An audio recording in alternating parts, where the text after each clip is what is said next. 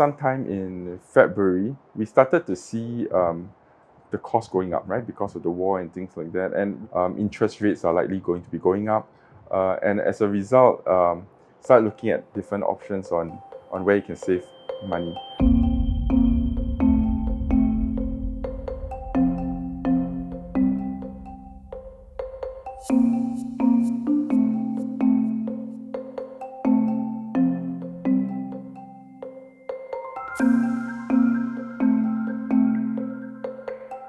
I used to drive almost every day to work because my office is quite far away, and it takes usually by public transport by an hour. So if I do drive, it takes about half an hour. In the past, I think each full tank that I pump, it's about $120 to $130. But full tank for me now is about $150. I think the most recent one close to $170. Recently, I've also started taking public transport to the office. I realize it's not too difficult. I do take 2 buses. I change, and the bus stops just right at the back gate of my office. It does take a bit longer, but it do save a bit of money. Well, the downside is you have to kind of coordinate your timing of, I check through the app when the next bus is going to come, and I try to time it, right, so that I can reach our office in a much faster time.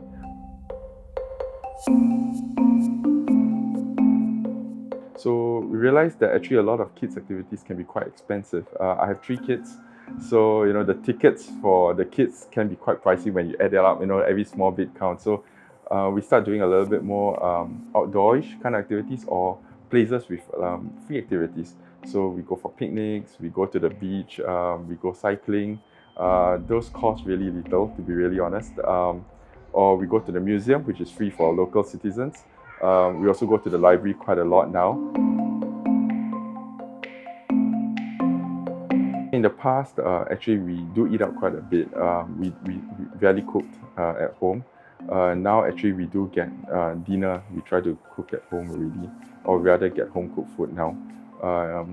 Eating out, I think, if you eat at a hawker center, I think it's still decent. But if you do go to a mid-size or restaurants, then I think it does get quite pricey. We do enjoy our food, so we still do eat out and we do enjoy it as a family time. But I think we just be a bit more selective in where we do dine. So the habits for using more online digital payment is actually quite recent, maybe in the last 6 months in this year.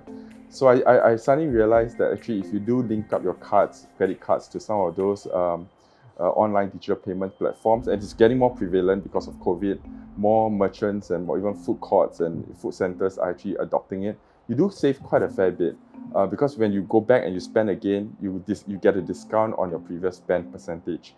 So I started using that and I do see some savings in it. So I use GrabPay, I use Fave, I use Dash.